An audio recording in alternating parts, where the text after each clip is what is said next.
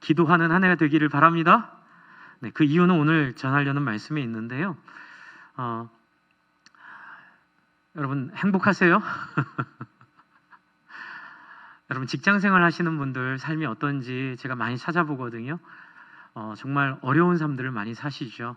또 직장만이 아니라 여러분 아이들 키우고 여러분 지난 한 해를 돌아보면 이웃과의 관계, 또 뭐 하다못해 내가 나가는 운동 클럽에서의 관계, 또 가족 간의 관계 속에 여러분 정말로 행복을 누리고 계세요? 뭐 누렸으면 좋겠지만 제가 최근에 우리 성도님들의 삶에 관심을 가져야겠다, 더 관심을 가져야겠다 생각해서 유튜브를 통해서 많이 알아봅니다. 사람들 고민이 뭔지, 사람들이 어렵게 생각하는 부분들이 뭔지를 찾아보는데 또 좋은 분을, 또 여러분 잘 아시는 분인데 제가 김창호 선생님 그분 영상을 보면서 많이 이해를 하게 됐어요. 나는 3년만 군대 생활했지만 우리 성도님들은 평생 하시는구나 그 생각을 했습니다. 네, 군대에서 경험했던 그런 갈등과 어려움들이 평생 직장에서 또 서로의 관계 속에서 이어지고 살아가는, 그런데 그 원리를 얘기하는데 제가 정말 납득이 됐고 제가 그것이 수용이 됐습니다. 여러분 사람은요 뇌에 그 호르몬을 양성하는 기능이 있는데 그 호르몬 몇 가지가 여러분 잘 아시는 도파민, 어떤 목표를 달성했을 때 우리 안에 도출되는 호르몬 도파민이 있고요. 세로토닌, 이것은 만족을 주는 호르몬입니다. 세로토닌 부족하면 잠을 못 자고 불안장애, 그리고 공포심 이런 것들이 오게 됩니다. 공황장애가 여기서 또 온다고 하고요. 또 여러분 잘 아시는 엔돌핀이 있죠. 엔돌핀은 우리가 고통을 느낄 때 고통을 경감시켜주는, 그걸 잊어먹게 하는, 그런데 이것이 엔돌핀이 그냥 우리를 잊게 하는 게 아니라는 걸 알게 됐어요. 그래서 오늘은 좀 엔돌핀 얘기를 좀 하면서 여러분 이 말씀을 좀 같이 나눠보려고 하는데요. 사람에게는 특별히 이제 이 경쟁 사회에서 치열하게 사는 사람들이 불안장애, 그리고 또 염려, 근심, 불면증, 또 우울증, 또 가면 우울증이라고 있더라고요. 이제 여러 가지 이런 상황 가운데 시달리고 있는데 그 이유가 너무나 아이러니한 거예요. 여러분 그렇게 되는 이유가 경쟁하다 보니까, 여러분 이 세상은 경쟁에서 이기라고 합니다. 근데 경쟁에서 이기면 돈이 많아지고 힘이 세져서 뭔가 내가 행복해질 거라고 생각하고 그걸 많이 요구를 하는데, 문제는 그렇게 하다 보니까 우리의 뇌 속에 있는 이 엔돌핀 장애가 생기는 거예요. 세로토닌 장애가 생기고 도파민이 또 때로는 너무 지나치게 도파민만 많이 돌출이 돼서 중독에 걸리기도 하고요. 그래서 참 이게 어떻게 해야만 진짜 행복한 삶을 살 수 있는지, 그래서 열심히 경쟁하고 열심히 성공을 이루고 또 내 중심적으로 나 비난하는 사람에게 같이 비난하고 같이 갈등하면서 힘으로 이기려고 하면 할수록 우리 안에 엔돌핀이 사라지는 거예요. 그런데 여러분 이 엔돌핀은 언제 생기는 줄 아세요? 이제 학자들이 연구한 거를 제가 찾아보니까 엔돌핀은 한번 같이 해볼까요? 웃을 때. 엔돌핀은 웃을 때 생성이 된대요. 그런데 거기에 전제 조건이 있어요. 비웃을 때 아니고 그리고 그냥 무의미한 그런 웃음이 아니라 이 웃음이 조건이 있습니다. 다른 사람과 공감하며 소통하며 웃을 때. 뭔지 아시겠어요? 웃더라도 함께 같이 웃을 때 이게 나온대요. 그래서 웃으면 복이 와요든 반 맞고 반은 틀린 말이에요. 혼자 즐겁게 깔깔거리며 웃는 것은 이 엔돌핀을 충분히 나오지 못하게 해요. 진짜 엔돌핀은 다른 사람과 함께 공감할 때. 그래서 우리 아이들 어렸을 때 스포츠를 시키는 거예요. 팀 스포츠를. 팀 스포츠에 이게 나옵니다. 같이 팀을 이뤄서 함께 협력해서 골을 넣거나 어떤 게임에서 극적으로 이기거나 또는 지더라도, 같이 지더라도 격려하며 어깨 동무하고 화이팅 외칠 때 엔돌핀이 나오는 거예요. 승패와 상관없이. 그래서 여러분 이런 엔돌핀은 우리의 삶 속에 하나님이 주신 하나님의 형상을 닮은 모습이라는 생각이 들었어요. 그런데 놀라운 것은 김창호 선생님이 이 부분을 굉장히 많이 강조하는 걸 제가 인상 깊게 들었는데요. 마약의 300배 강하답니다. 이 엔돌핀 호르몬이 갖고 있는 강함이 마약이 주는 그 강함보다 300배가 강하다고 얘기를 하니까 얼마나 강력한 치료 효과가 있겠어요. 그렇죠. 그래서 이제 직장에서 가족 가운데 또 자기의 질병 때문에 또 여러 가지 고민 때문에 뭐 말에 대한 상처 때문에 상처받은 많은 사람들에게 강연하면서 하는 얘기가 이거예요. 공감하고 이쁜 말로 받아주고, 그렇죠? 그리고 서로 웃어줄 때에 여러분이 의식하지 못하는 여러분 안에 있는 엔돌핀이 생성이 돼서 정신병원에 가도 해결을 못하는 부분을 이러한 것들로 해결해 줄 수 있다. 물론 필요하면 의사의 도움도 받아야겠죠. 하지만 여러분, 약은 일시적이고요. 약은 오래 쓰지 못합니다. 또 필요한 분들은 약도 쓰십시오, 감기처럼. 그러나 중요한 것은 하나님께서 우리에게 이 엔돌핀이 나오게 하는 상황, 이 엔돌핀이 나오게 하는 공동체를 하나님의 소원으로 우리에게 주셨다는 걸 좀 알았으면 좋겠다는 거예요. 여러분, 교회가 신앙이 바로 그런 겁니다. 여러분, 신앙은 어떤 성취나 성공, 세상적인 승리를 말하지 않아요. 여러분, 신앙은 다른 사람과 함께 더불어 사는 감추어진 기쁨을 보여줍니다. 그것을 경험하게 하고요. 그것을 배우게 하고요. 그래서 그것을 나중에 익숙하게 몸에 붙이도록 해서 결국 성령 충만은 엔돌핀의 충만이죠. 성령 충만은 결국 내 안에 밝은 마음이 생기고 다른 사람과의 관계에서 행복을 누리고 세상이 정의하고 세상이 말하는 또 다른 사람의 말에 상처받지 않은 실력, 이제 그것은 바로 그 상처보다 내 안에 나오는 성령의 은혜가 더 클 때에 여러분, 어떤 얘기를 들어도 한마디로 정리가 됩니다. 같이 해주실래요? 그래도 난 하나님이 사랑하는 자녀야. 여러분, 이거 하나가 여러분이 어떤 말을 듣던 어떤 평가를 받던 상관없이 여러분을 하나님의 자녀로 확증하는 능력이 된다는 거예요. 아까 우리 박영 집사님 간증하실 때 참 제가 감사했던 건 신자의 삶, 생명의 삶이라고 합니다. 거기서 강조하는 하나님이 우리의 백이시다, 이 얘기를 강조하거든요. 그 얘기를 쓰셔서 너무 또 고마웠고 반가웠어요. 하나님이 여러분의 백 되심을 믿으시기 바랍니다. 하나님이 여러분의 백이 되세요. 하나님이 여러분의 든든한 배경이 되세요. 지금 이 이야기를 오늘 좀 하려고 해요. 여러분, 오늘 본문은 지난주에 우리가 나누었던, 성탄에 나누었던 성탄 본문 뒤에 나오는 예수님이 이 땅에 오신 후에 일어난 일을 또 하나 보여주고 있습니다. 그런데 이 이야기에 들어가기 앞서서 먼저 이 이야기가 큰 정의 가운데 들어와 있거든요. 그 정의를 한번 좀 생각을 해보고 지금 이 이야기로 들어가겠습니다. 예수님 오심이 무엇이었는지 누가복음 앞에 한번 보여주세요. 누가복음 1장에 여러분 추려온 거예요. 13절 14절에 천사가 그에게 이르되 사가랴여 무서워 말라. 이것은 사가랴의 아내가 엘리사벳이 임신한 세례 요한에 대한 이제 그 축복인데요.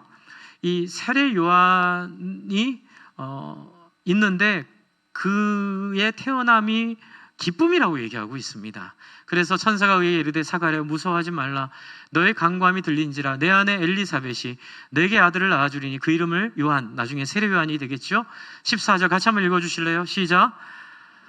기뻐하고 즐거워할 것이요 많은 사람도 그의 태어남을 어떻게 해요? 기뻐하리니. 네. 여러분, 세례 요한의 삶은 세상적으로 보면 행복하지 않았어요. 세례 요한은 광야에서, 그렇죠, 벌꿀을 먹고 살았고요. 그리고 맛있는 거 많이 못 먹고 또 예수님을 증거하다가 일찍 누명을 쓰고 목이 잘려 죽임을 당합니다. 그런데 이런 것들을 성경이 이미 예언을 해놨어요. 그런데도 성경은 지금 이것을 무엇으로 정의하냐면요, 그의 태어남이 기쁨이라고 정의하고 있어요. 여러분, 우리의 삶은 우리의 마음대로 안 됩니다. 여러분, 우리는 병에 걸릴 수 있고요. 우리는 이 땅에서 죽음을 맞이할 거예요.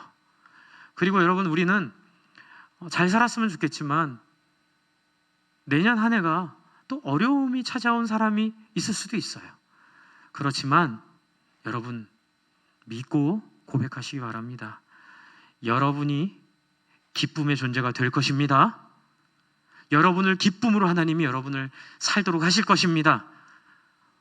머리로 왜냐고 이해하려고 하지 마세요. 이거는 호르몬의 영역이에요.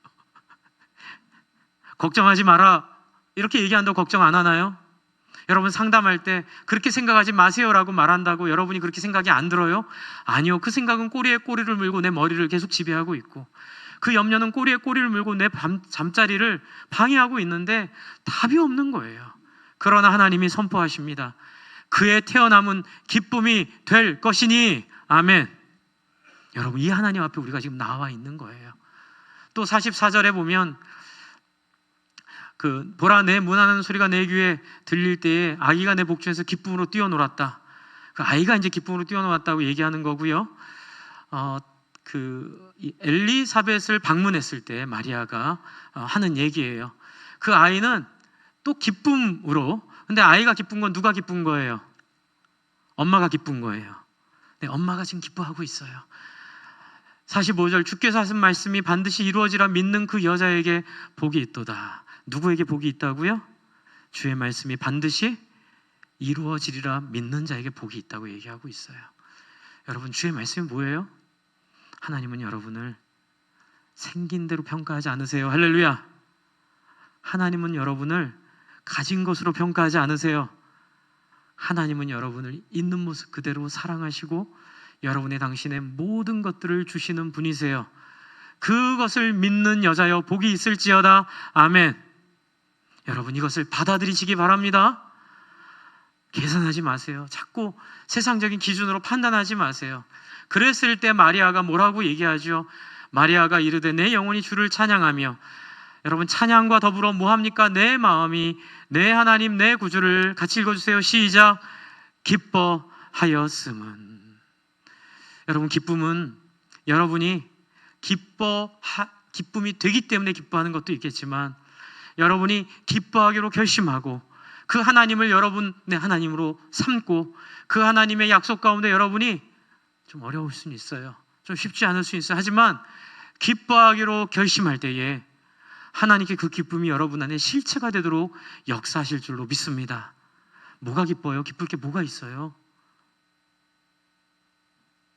가난하고 처년대에 아이가 생겼고, 나는 남자랑 한 번도 잠자리 한 적이 없는데 아이가 생겼는데 아무도 믿어줄 사람은 없고, 소문은 나고, 기쁠 게 뭐가 있어요? 그런데도 이 마리아는 하나님을 신뢰하고 하나님에게 자신의 인생을 맡기고 기쁨을 얻었습니다. 여러분, 신앙이 바로 이거예요. 여러분, 여러분의 인생 하나님께 맡기십시오. 남 얘기 듣지 마세요. TV에서 하는 얘기 보지 마세요. 병이 안 나와도 기쁠 수 있어요. 죽음이 앞에 있어도 행복할 수 있어요. 왜냐하면 우리의 인생은 여기가 끝이 아니기 때문에 그래요. 이렇게 기쁨으로 가득 차 있고 2장으로 넘어가 볼게요. 우리 지난주에 성탄절날 나눈 얘기죠. 주의 사자가 메시아가 온 것을 전파할 때에 뭐라고 하죠? 10절, 천사가 이르되 무서워하지 말라. 여러분, 이 시대에 너무나 많은 사람들이 두려움과 경쟁과 공포 속에서 정신병에 준하는 삶을 살고 있대요.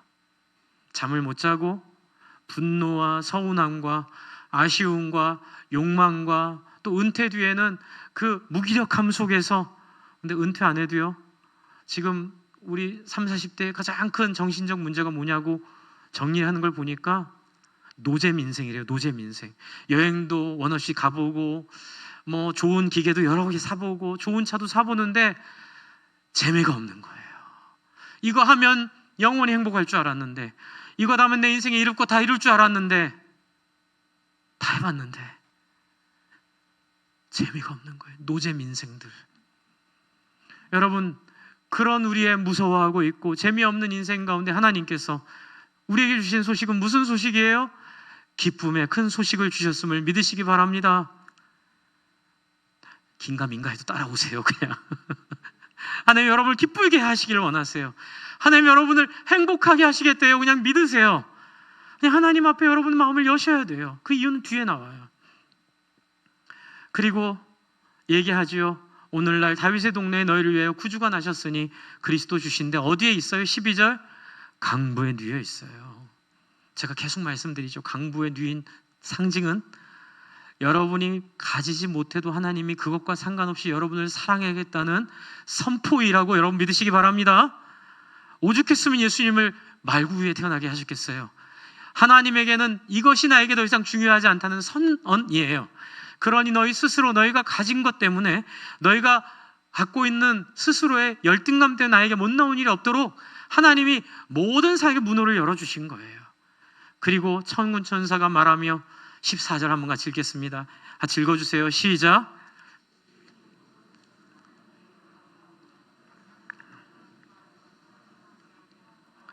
아멘. 여러분 특이한 거 있죠? 지극히 높은 곳에서는 하나님께 영광이요, 땅에서는 뭐라고 하죠? 하나님을 기뻐하는 사람이에요, 하나님이 기뻐하신 사람이에요?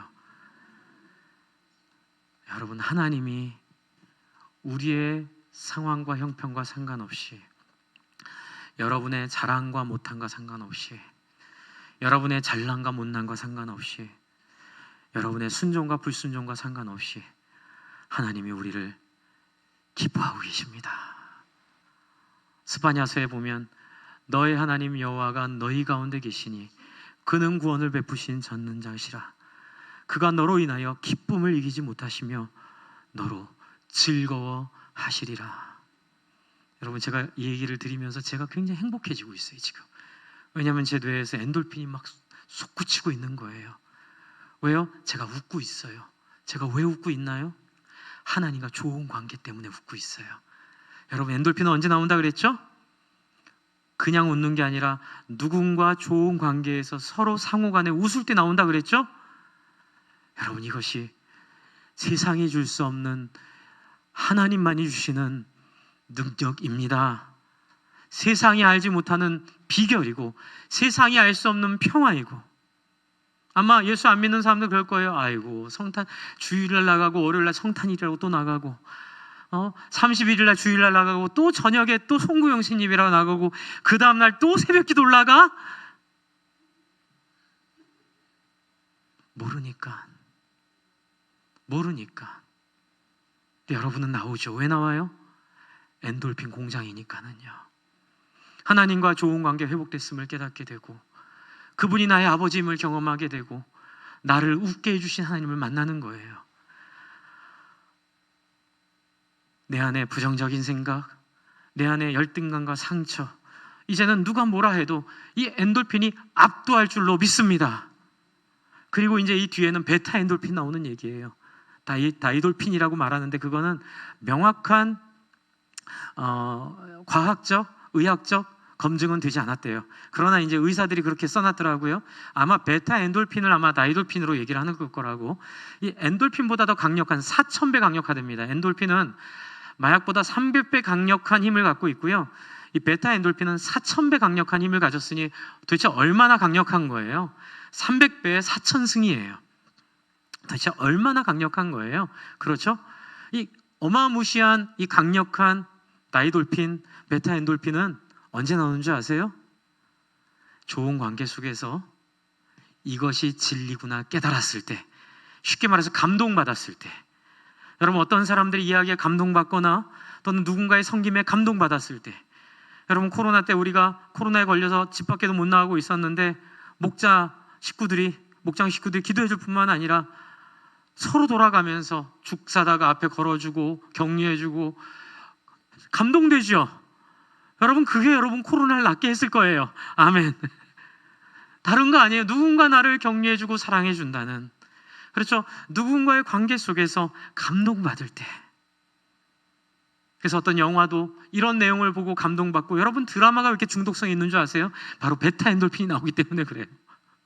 드라마를 보면서 여러분의 이야기는 아니지만 있을 법한 이야기 속에 여러분이 그 안에 몰입이 돼서, 여러분이 그 사람이 돼서 그 사람이 받는 위로를 여러분이 받는 거예요. 여러분이 하고 싶은 욕을 그 사람에게 하는 거예요. 그러면서 여러분 안에 있는 이 그동안 쌓여있고 어려웠던 마음의 문제들 해결되는 것들이 일시적으로 간헐적으로 나타나게 되는 것이요. 그러나 그것만으로는 부족해요.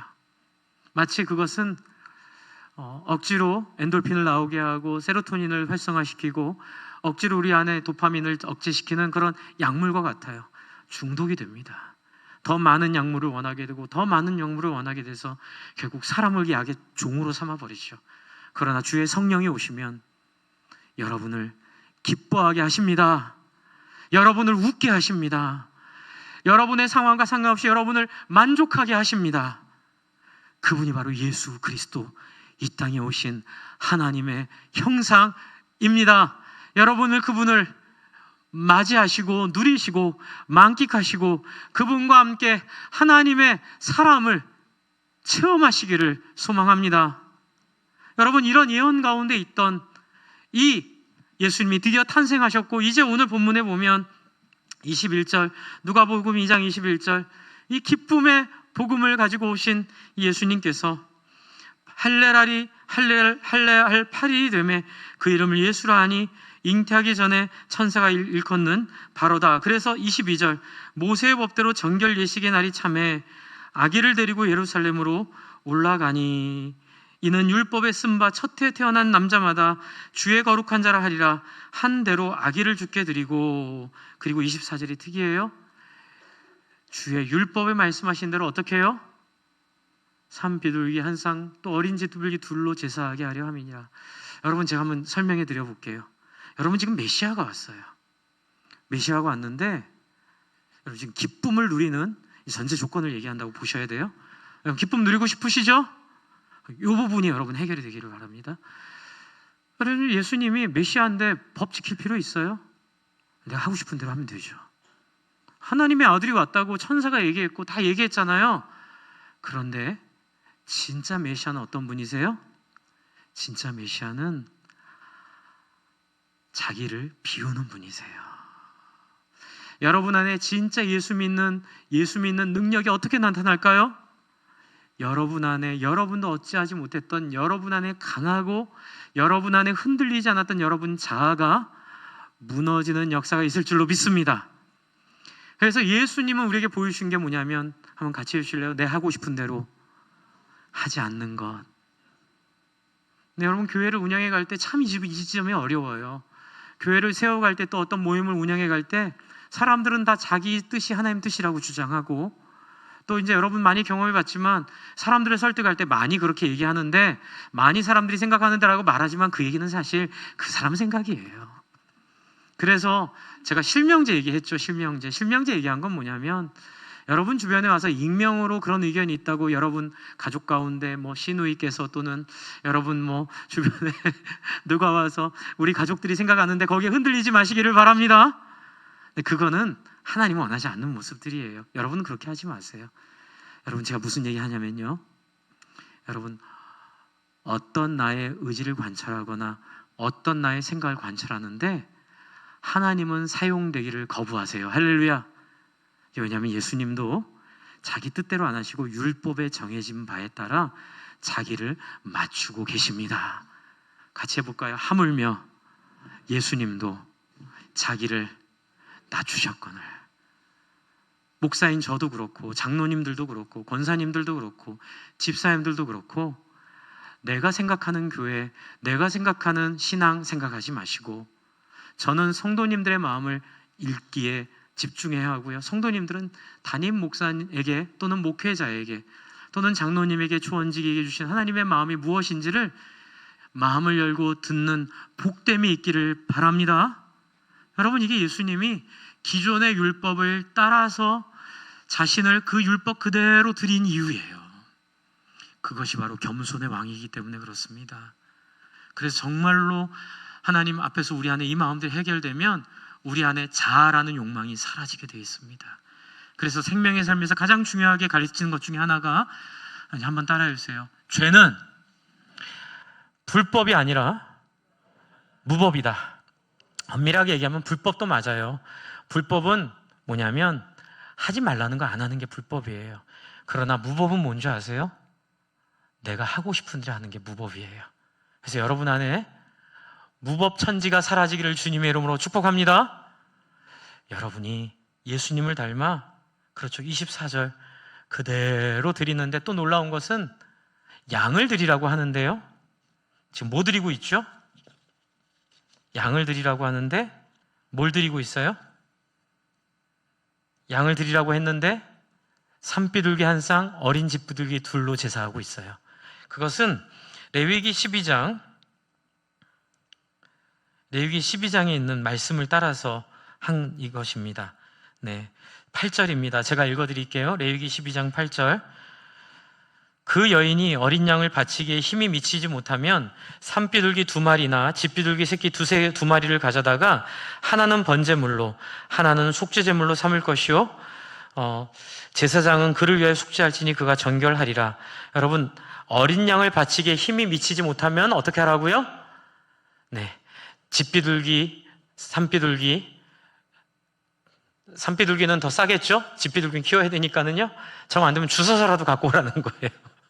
산비둘기 주워서라도 가난한 자에게 주신 거예요. 여러분, 예수님은 산비둘기, 그렇죠? 네, 가지고 오십니다. 여러분, 돈 없는 거 부끄러워하지 마시기 바랍니다. 네, 여러분 돈이 많이 없어도 여러분 예수님도 그렇게 사셨어요. 여러분의 사탄이 주는 이런 마음들, 그래서 행복하지 못한 이유, 내 생각만큼 성공하지 못해서, 내 생각만큼 진급하지 못해서, 내 생각만큼 남들이 다 가진 것 같이 못해서 괜찮아요. 하나님이 주시는 행복에는 여러분 어떠한 장애도 없음을 믿습니다. 그리고 이제 이렇게 제사하러 온 예수님에게 나타난 사람이 있어요. 25절. 예루살렘에 시므온이라는 사람이 있는데 이 사람은 어떤 사람입니까? 의롭고 경건하여 이스라엘의 위로를 기다리는 자예요.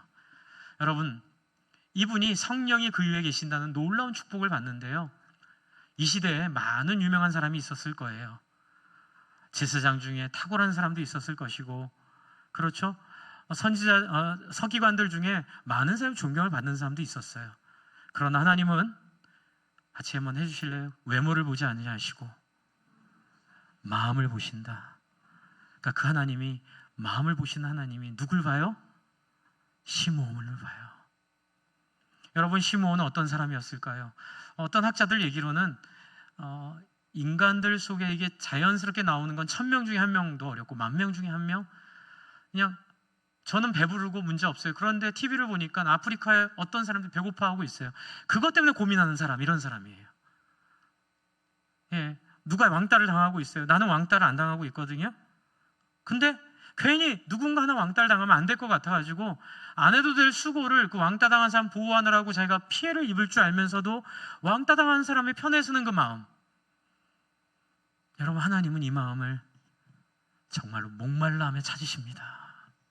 제가 청년 때 딱 꽂힌 게 뭐냐면, 기도하다가 하나님, 목숨을 바칠 만한 가치를 하나 주세요.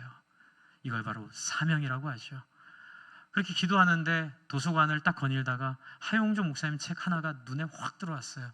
한 사람을 찾습니다. 한번 따라해 주실래요? 한 사람을 찾습니다. 그 책 내용은 그거예요. 하나님의 소원에 마음을 두고 있는 사람, 하나님의 눈물에 마음을 둘 사람, 그 한 사람을 하나님은 전 세계를 찾으며 간절히 기대하며 찾고 있는데 당신이 그 한 사람 되지 않겠냐는 얘기예요. 제가 그 책을 읽다가 손들어서, 하나님, 제가 그 사람 되고 싶습니다. 제가 그 사람 된다면 내일 죽어도 여한이 없겠고, 제가 그 사람 된다면 제가 어떤 인생을 살아도 여한이 없겠습니다. 하나님, 무엇이 하나님이 원하시는 소원이고 무엇이 하나님이 원하시는 하나님의 뜻입니까? 라고 물어봤을 때 바로 25절에 있는 것과 같이 이스라엘의 위로를 기다리는 마음. 여러분, 나는 괜찮아요. 나는 살 만큼 살았어요. 하지만 이 땅에 있는 얼마나 슬픈 일들이 많아요. 얼마나 아픈 일들이 많아요. 그 일들을 보고 통곡하며 함께 기도하며 한 사람이라도 더 이 놀라운 구원의 기쁨과 감사에 들어올 수 있도록, 여러분, 저는 목장을 경험했을 때 충격을 받았어요. 아무도 저를 그렇게 사랑해 주지 않았거든요. 저희 부모님도 그렇게 사랑이 많지 않아서 제가 받을 수 없는 사랑을 우리 청년 목장에서 저를 그렇게 사랑해 주더라고요. 저를 그렇게 위해 주더라고요. 저희 부모보다 더 저를 생각해 주는 것 같았어요. 물론 제 부모가 더 저를 생각하지만 표현과 진심은 거기에 뒤지지 않는, 이거구나. 사람이 살기 시작하고 정말 이것이 천국이고, 이것이 우리가 영어를 공부하고 수학을 공부하고 열심히 공부해서 좋은 대학에 가고 열심히 공부해서 과학자가 되고 의사가 되고 열심히 공부해 정치가가 되는 목적이 바로 이거구나. 바로 사람을 살리는 인생이 되는 것, 사람을 회복시키는 공동체를 이루는 것, 다른 사람이 배가 아프면 나도 배가 아프고, 다른 사람이 목마르면 나도 목이 마르다는 그 단순한 사실을 깨닫고 하나님 앞에 엎드리는 마음, 그것이 바로 지금 이 시므온이 보여주고 있는 의롭고 경건한 마음, 이스라엘의 위로를 기다리는 마음. 여러분, 저는 이 시므온이 완전했다고 생각하지 않아요. 예수님이 마태복음 5장에 말씀하신 것처럼 경향성, 그것을 구하고 간절히 바라는 진심, 투명한 마음, 깨끗한 마음을 의미한다고 봅니다. 그리고 여러분, 또 하나 더 놀라운 거 있어요. 이분은 예수님이 죽고 부활하기 전의 사람이에요. 희귀했어요. 하나님의 영을 기쁘시게 하는 사람은 성경에 손가락에 꼽을 만큼 희귀해요. 그러나 놀라운 사실이 있죠. 예수가 저와 여러분의 죄를 대신하여 죽고 부활하셨습니다. 저와 여러분은 더 이상 죄가 용서받고 하나님을 다이렉트로 만날 수 있는 영광을 누리게 되었습니다. 그래서 예수님 했던 건 안 해도 돼요. 제사 안 드려도 돼요. 여러분에게 열린 길을 열어주신 하나님의 은혜는 딱 하나죠. 성령이 여러분에게 부어질 텐데, 하나님의 간절한 마음 아세요? 한번 같이 해주세요. 제발 원하기만 하면. 이거 하나예요. 여러분, 제가 계속 말씀드리는 거예요. 하나님 우리를 하나님의 형상으로 대하시기 때문에 억지로 안 하세요. 우리를 막 거슬려서 안 하세요. 하나님은 우리에게 온갖 이벤트를 다 보여주십니다. 그리고 감동받는 자들, 마음을 여는 자들에게 준비하신 것들을 마음껏 쏟아 부어주세요. 그런데 그 놀라운 공연을 보고도, 놀라운 그 어마어마한 노력이 들어간 그 훌륭한 영화를 보고도 끝까지 마음은 문 열고 있으면 하나님도 통곡하시는 거예요. 성령의 능력이 없는 것이 아니라 그 안에 있는 마음이 열리지 않기 때문에. 여러분, 그래서 이 시므온이라는 사람이 이 성령이 위에 계시는 것은 저와 여러분이 동일하게 다 누릴 수 있는 특권이고 축복임을 기억하시기를 바랍니다. 한번 같이 해볼까요? 하나님, 나도 의롭고 경건하여 이스라엘의 위로를 기다리고 싶습니다. 여러분, 진짜 그러시죠? 하나님이 오늘 저녁 오실 거예요. 성령께서 여러분의 마음을 바꾸실 거예요. 여러분의 마음에 베타 엔돌핀이 폭포수처럼 쏟아지도록 여러분의 마음이 밝게 변화될 줄로 믿습니다.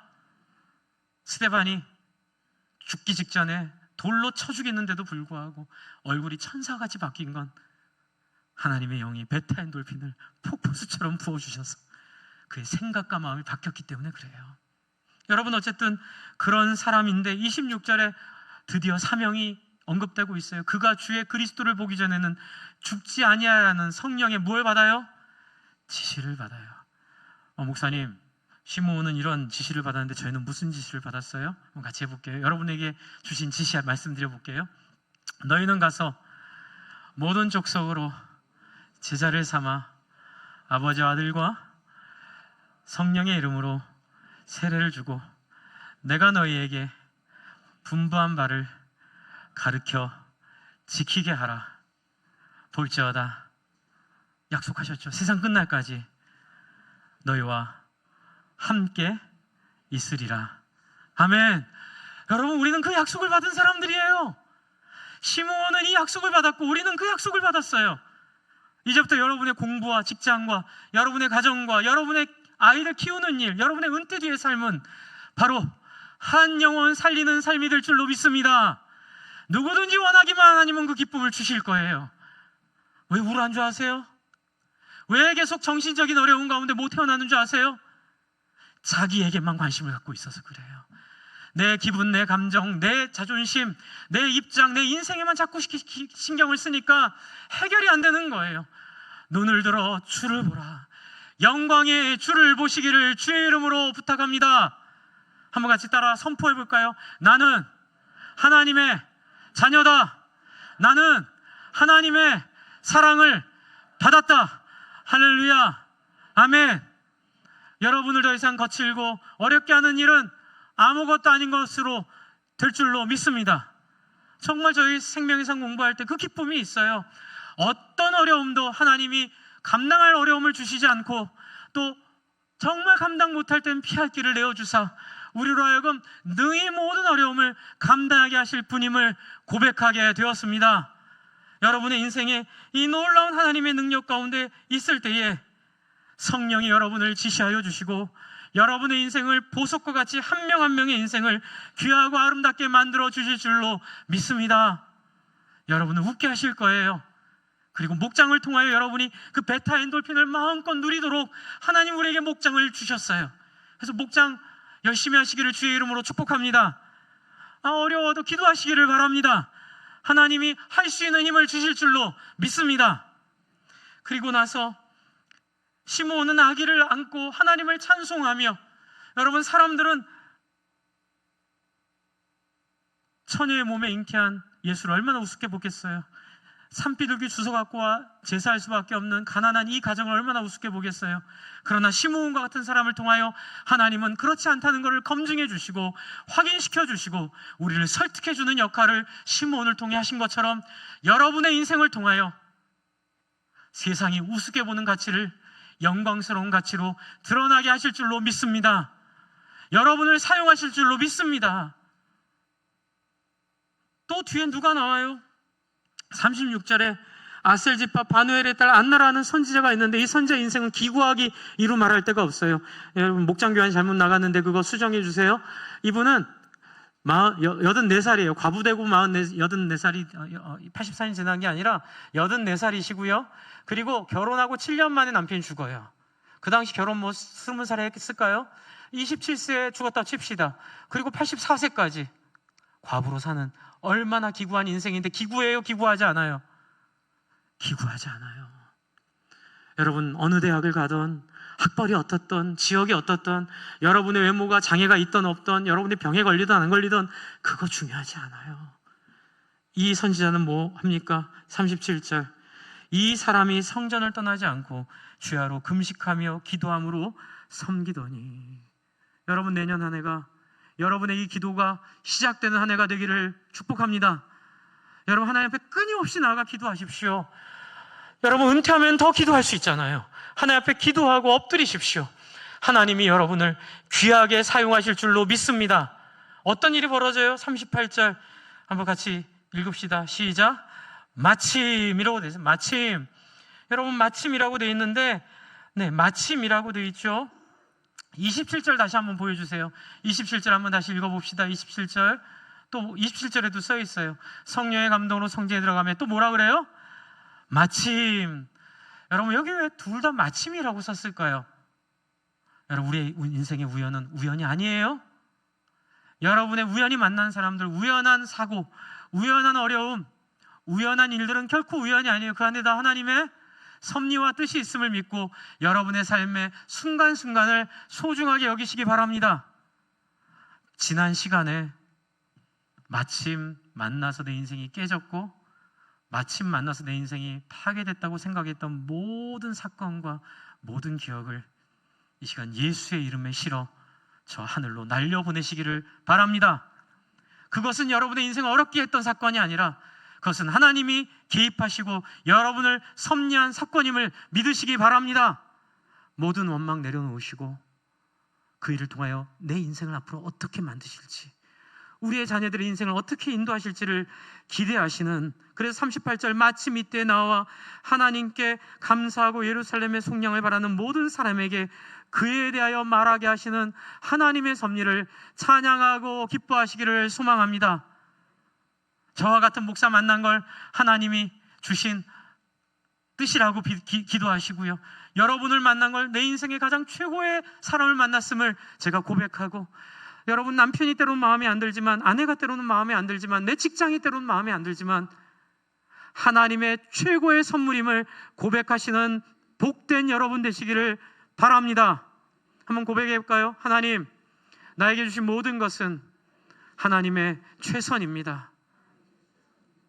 잘하겠습니다. 우리 함께 기도할까요?